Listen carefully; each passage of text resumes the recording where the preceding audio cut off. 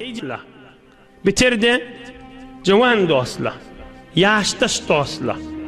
Bilkim şu gurrunu fakat ştacığında olsa bir tofor gelin, kıyı, zindigisinden narahat bolup duran, ay min zindigimde şikastiydim deyip zina anasından ya erinin intek bahanalar bilen narahat bolup duran ya bahana değil çınının zindigisinden narahat yesip alan kulaklarını barsa da şu gurrun.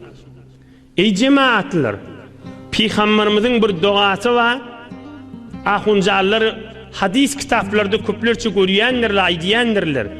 Köplerçe namazdan son dua diyenmiş. Allahümme inni a'udhu bike min fitnetil mahya vel memati. Hudaya yaşayışta birden adamın başına bir zatla düşüyor, adamı dinin alıp kalıyor. Hudaya şondan men sakla diyenmiştir. Adamın yaşayışını birden bir zat senin başına düşüyor, seni Hudaydan alıp kalıyor. Hudaya şondan men sakla diyenmiştir. Şun adına fitne diyelim. Şun adına fitne diyelim. Sadece bir misalına edip üstünden geçeyim oham. Çünkü bizleri ders olmadan çüreyim, sebit boluptur bu gurrunda. Ve zebit boluptur. Hamana, şu zamanla irkadam menin dinana biri haberlaşmak ansatacak boluptur. Evvela şey mobil, ödü bir fitne. Haberdar bulmasan rahatça haberlaşılıyor. On üstündeki fitne neme? Hamana irkadam öz adamsından narahat. Nemek narahat? Minni asıl men oturuşmaya. Menin gülüşmeye. Men madam yüreğimde irkadama bir oturuşmana eğer gerek, bir muhabbet gerek. Men muhabbet göremek. Ohum şu tarzda bir fitne, inişin özü bir muşkilla. Şu benne muşkil, onu görürün yok. Adamsın men oturuşanak, gülüşanak. Hamana giç öye geliyor, ya öye kan gelenak, ya gelse kışart yatı. Hiç oğlun şoğu bilen dinasın iş yok. İnni dinanan üstüne düştüren bir fitne, bir kıyınçılık şey. İnni ştada ne etmeli şey? Ulamalara maslahatlaşmalı, bir klas kuralları gitmeli, muşkil olsa ne etmeli? Şunu genişmeli indi.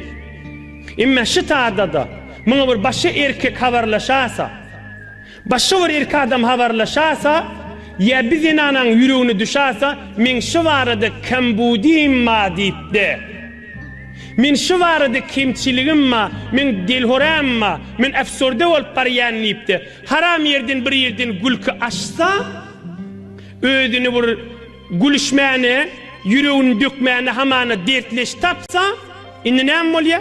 İnni bir ikilinci fitne ulukan harama düşüyor, inni kaytan bir gülacak yanak bulup, ömrü tünçe ne menen yaşap biliyor, ne on menen yaşap biliyor. Ne menen gülp biliyor, ne on menen gülp biliyor. Derdi iki beraber olmadı, 100 beraber oldu. Müslüman olursan da yüreği yanıp men haram iş etip benliyim. Buna da ağlak geliyor. Bir ay, 2 ay gülüye, ama 2 ay sonra gözlerinden yaşak ağlamana başlıyor. İnne adam sana aysa da ot, aytmasa da ot. İnne zindigisini ne edeceğini bilmiyor. İnne ne edeceğini bilmiyor. Ey cemaat şehiften içinde bir cavan oğlun, güliyal oğlun, hücren içinde otokta yanıma gelip gözünün yaş akı otuyor. Ey cemaat gözünün yaş akı yaşayla.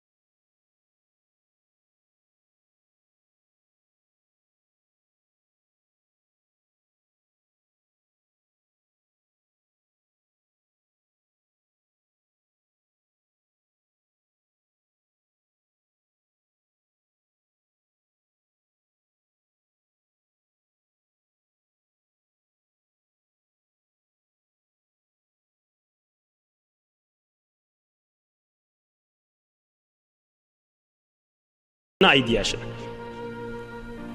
Oňa bir adam tawbat etip başaranakda. Şaýat hatym okuyup beren bolsun, döwre hatymlary bar bolsun. Şaýat adamlaryň eline tesbih alan bolýan bolsun. Emma ýüregi, wüjudi, fikri tamam şo tarapda da. Näme etmeli? Bir adam gözü ağıranna, tahran maşat goýmany, belki hariç ýurtlara gitýär, nämeden çyrym? Gözüm derman etjek diýip. Bu adamdy öz günäsini özünden aýyrmadan çyrym, bir Hudaýyň dostlarynyň ýanyna barsyn, özüni derman etsin.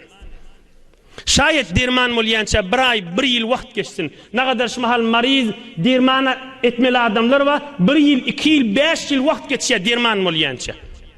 Bir adamda biz ýanada özüni derman etsin. Yüreğini, ruhunu derman etsin. Bir karanlığa düşüp barıya ve düşüglidim. Näme etjegini bilmeyen arada duran adamda. Mahtumul aydar bu dünya fani. İşte içkin ölmelidir ha. Fanini koy, ahiret deyip bir cani. Kıyamatına götük. İşte barcak yerimiz. Ömrün verip satın alma dünyani. Bu nuksanın düýbi görünüp durupdur. Mahtumul işan aýdýar. Ömrüň bir paramyň ýydyny geçirama diýipdir. Şu dünýäň ýydiniň puşdyga görünüp ötýüşiň diýipdir. Bu nuksanın düýbi görünüp durupdy. Şu mahal gülýän ýanykda 2 ay geçende biri-birine giriftar bolýar. Görse de gaýgy, görmese de gaýgy. Öýüne barsa da gaýgy, barmasa da gaýgy. Ohum 2 ýyl 3 ýyl geçenden soňra näme bolýar? İnne namazdan soň bir-birine lanet etip başlaýaly. Olay diýe senden mollu diýe, olay diýe senden mollu diýe. Olay diýe senden mollu, olay diýe senden mollu. Ýanky jowan oglan aýtýanakda, meni betbaht etdi diýip durşýarlar. Meni hilak etdi diýip aýtyp durşýanak. Kıyamatda näme diýer şolar? Kıyamatda Allahyň huzurunda. Inne men aýtjak bolýanymşy, bir erki adam zinanasyndan nahoşluk görýärmi? Men senden nahoşluk görýän, men aýtýan jirän bolmaýan diýipdi. Ine şuna bir fitne, bir kıyınçılık.